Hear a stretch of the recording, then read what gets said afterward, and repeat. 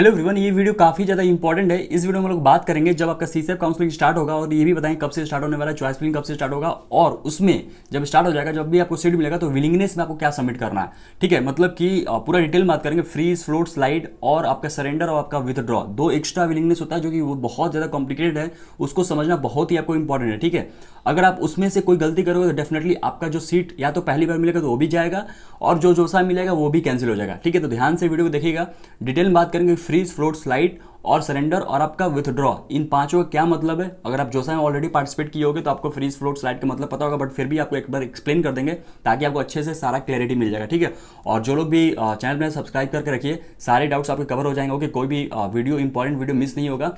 और अगर आप सीसेप काउंसलिंग अभी तक नहीं ज्वाइन किए हैं तो जल्दी से ज्वाइन कर लीजिए, बहुत ही अच्छे तरीके से आपकी काउंसलिंग हो जाएगी। कोई भी डाउट आपका नहीं बचेगा, सारा डाउट जो है मेरे से पूछ के क्लियर कर सकते हो। ठीक है, यहाँ पे कोई आपको दूसरा एजेंट नहीं मिल रहा होगा, मैं ही आपको सारा कुछ गाइड कर रहा हूँ। ठीक है, यहाँ पे आपको डेली गूगल मीट्स होंगे, डेली चैट सपोर्ट मिलेगा, डेली कॉल सपोर्ट मिलेगा, आपके रैंक पे चॉइस फिलिंग पीडीएफ मिलेगा, और डेली डिस्कशन होंगे, आपके बेस्ट चॉइस फिलिंग आपका हो जाएगा। ठीक है, इसे काउंसलिंग करने के लिए डेफिनेटली काउंसलिंग सपोर्ट ज्वाइन करिए। फेज 9 आज क्लोज हो जाएगा, तो जो लोग भी ज्वाइन करना चाहते हैं नीचे डिस्क्रिप्शन में लिंक शेयर कर दी हूँ, वहां जाकर आप ज्वाइन कर लीजिए।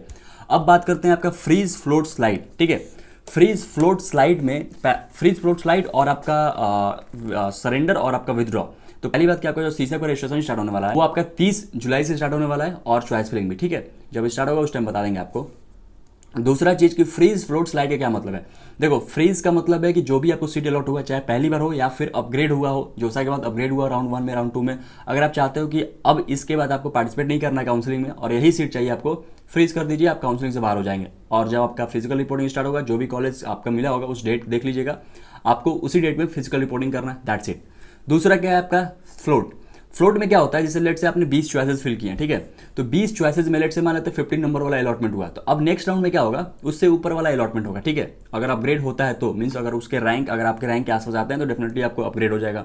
और फ्लोट में आपको जो सीट मिला वो कंफर्म रहेगा, अनलेस एंड अनटिल कि आपको नेक्स्ट राउंड में उससे ऊपर वाला चॉइसेस ना मिल जाए। जैसे ही मिलेगा नीचे वाला कैंसिल हो जाएगा, समझ में। स्लाइड में भी सेम टू सेम है, बस इसमें क्या होता है कि अपग्रेडेशन जो होता है ना, जो भी कॉलेज आपको अलॉट हुआ है उससे ऊपर वाले जो भी चॉइसेस अवेलेबल हैं उसी में अपग्रेड होगा। जो आपके कॉलेज मिले हैं ऑलरेडी, मतलब मान लेते हैं एनआईटी राउरकेला में आपको मान लेते हैं कि सिविल ब्रांच मिला है, तो ऊपर अगर आपने एनआईटी राउरकेला फिल किया होगा और उसमें अगर कोई ब्रांचेज आपको मिल रहा होगा तो एनआईटी राउरकेला में ही आपके अपग्रेडेशन होगा, और किसी दूसरे कॉलेज में नहीं हो रहा होगा, ये बात ध्यान रखिएगा। ठीक है, तो स्लाइड में क्या होता है, सेम कॉलेज में अपग्रेडेशन होता है। ओके, फ्लोट में किसी में भी हो सकता है, जो भी मिलेगा आपको ऊपर से चेक किया जाएगा। ठीक है, चौथा क्या आपका सरेंडर। सरेंडर काफ़ी ज़्यादा इंपॉर्टेंट है क्योंकि इसमें लोगों को समझ में नहीं आता है, तो मैं बताता हूँ डिटेल में आपको।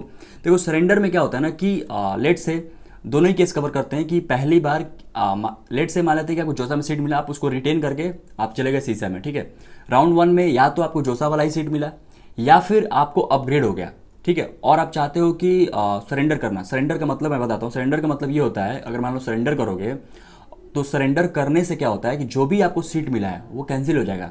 चाहे जोसा वाला सीट मिला है, मतलब वही रहा है, अपग्रेड नहीं हुआ है, या फिर आपके जोसा वाला रिटेन करके आए थे और सीसेप राउंड 1 में अपग्रेड हो गया, दूसरा कॉलेज मिल गया, तो दोनों ही केस में आपको दोनों सीट कैंसिल हो जाएगा। मतलब कि ऑफकोर्स जब आपको अपग्रेड होगा तो ऑफकोर्स बाय डिफॉल्ट आपका जोसा वाला सीट तो कैंसिल हो ही जाएगा, और जो आपके राउंड 1 में जो सीट बचेगा, मतलब सीसेप राउंड 1 में अगर अपग्रेड हुआ है तो, और अगर आप सरेंडर कर लोगे तो वो सीट आपका कैंसिल हो जाएगा। ठीक है, मतलब कि राउंड 1 में कोई भी सीट मिला आपको, चाहे जोसा वाला हो या फिर अपग्रेड होके हो, चाहे अपग्रेड होकर मिला हो, दोनों ही केस में आपका सीट कैंसिल हो जाएगा। ठीक है, और आप नेक्स्ट राउंड में पार्टिसिपेट कर सकते हो सरेंडर में।